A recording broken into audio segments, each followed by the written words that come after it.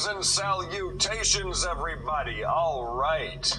Independence Day, E.T., the day the Earth stood still, the X-Files, B. U.S. pop culture has long been obsessed with alien invasion stories. I mean, we've heard the plot about 1,000 different ways at this point. On a random day, on a random week, our hero looks up to the sky, and it is suddenly filled with massive alien spacecraft or crafts. And after failed attempts at communication by inept scientists and gung-ho military generals, the spaceships eventually open fire, or at least unleash Gort to destroy us all.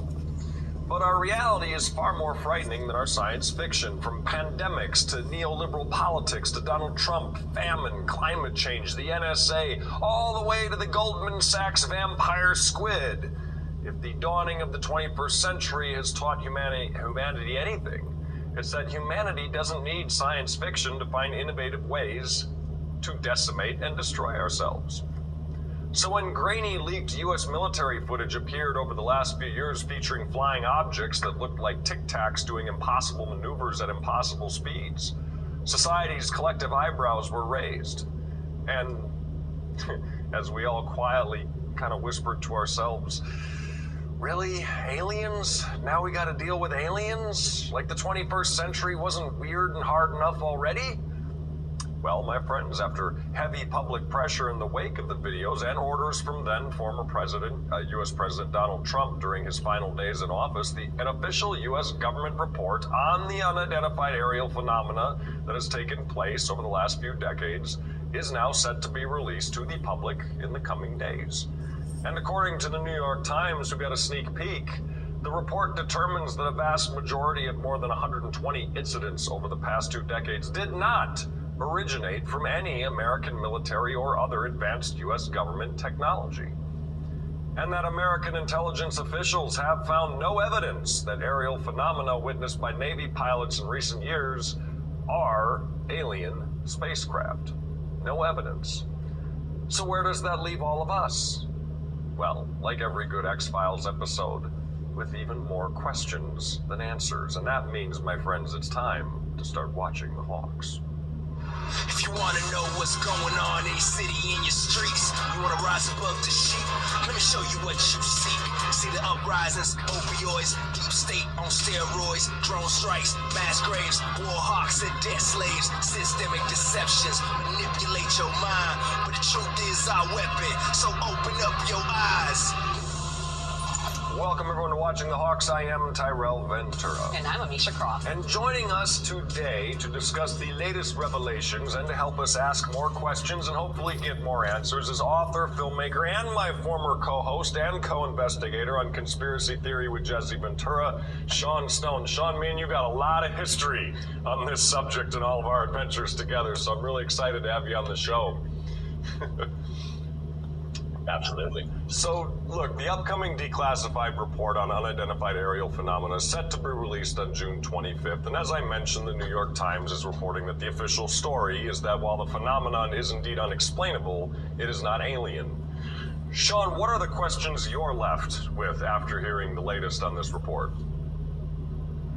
Sure. I mean, I love that they say, well, it's not, there's no evidence of it being alien. Well, you don't have evidence because you don't have a craft. So first of all, it's very difficult to discount that by not having the actual craft to be able to say, well, you know, is it not from this earth, right? Certainly the way that it's behaved is unexplainable. The way that what obviously strikes us who look at this phenomenon is how often they are moving into the ocean, which indicates, okay, are they using water as some sort of portal, or is there a base in the ocean? I mean, that really begs an investigation just in terms of the use of water for their ability to move in and out of our site. So I think that they're basically putting this report out in a way to sort of temper the notion that we believe that this is not from this world or from our current reality, but at the same time, I worry that they're trying to use this to say, well, it could be Russian or Chinese technology, so let's now escalate our conflict, in the arms race with these countries. And Sean, the mainstream media has kind of taken a bite at this apple as well. The New York Times reported that a senior official briefed on the intelligence report said that they're, quote, was worry among intelligence and military officials that China or Russia could be experimenting with hypersonic technology. Sean, are you seeing this in real time? The U.S. military-industrial complex is spinning this story into a push for even more funding. Do you think that's what's happening? Right. I mean, certainly that's one way of reading it. I think also I've heard a lot of people saying, now we need to defend ourselves against the aliens, so let's weaponize space. And that's certainly, historically, you look at the shipping lanes, right, and how the British Empire ruled the world was from controlling the ocean lanes. The next big conflict seems to be over controlling satellite lanes, right, who controls the heavens above, right? That's very much where I think the military, not just the military, just overall defense, and not only America, all countries are looking in that regards to controlling satellite, being able to then influence the planet. So if they're using the aliens as a basis for weaponizing space, that's not a good thing either. So that is certainly a possibility.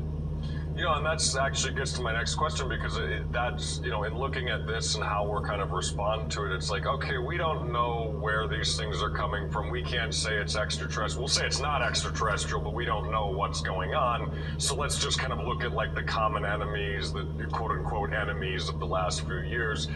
And I think you brought up an interesting point about weaponizing space, because to me, when you look at human history, from the danger of the nuclear weapon buildup during the Cold War to the creation of the NSA's vast, constitutionally shredding spying networks through the internet, how dangerous in your mind is this kind of new push to weaponize space, regardless of whatever excuse the right or the left or the military-industrial complex want to use in order to get there?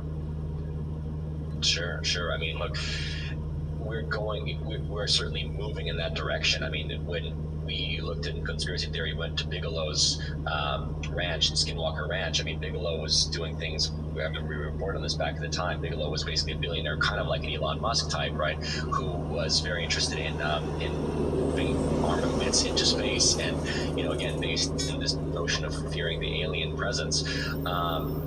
Weaponizing space can mean many things. It can be as simple as the potential dangers of 5G and EMF frequencies that can essentially, as we know, can radiate and potentially poison life on Earth. I mean, it's very basic things that you have to, we can't be, we're not conspiracy theorists to simply say you have to look at the science and the dangers of when you start to radiate things in EMF frequencies, things with the satellites now, which is Elon Musk's thing about 5G on the whole planet.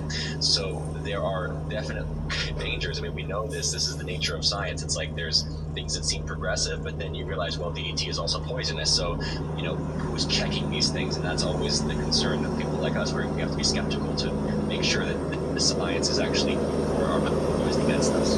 Sean, what does it say that we were able to get bipartisan support on investigating this, and we couldn't on things like the Capitol insurrection? Where is America now in the sense of their, what it seems like somewhat of an obsession with what's going on in outer space? Well, certainly, I mean, look, we've been interested in outer space for a long time, right? This is post 47 with Roswell, and that's why I hesitate to say, like, well, how can they say this is alien, this is Russian and Chinese technology, when these reports are literally 70 years old, and, it's like, and older, frankly, these reports are and you see these kind of craft, I mean, there are many different flavors, if you want to call it shapes and flavors. So to say it's Russian and Chinese, we'll go back to 47 and 50. Is this Russian and Chinese back then when Dr. Hynek was investigating for Blue Book and ultimately concluding, look, we don't know what it is. That's the point. We don't know. It's something to do with where human consciousness is. So I think human consciousness is ready for disclosure. But all is to maybe recognize that we are in a living universe that is far less comprehended than most mainstream science wants us to believe.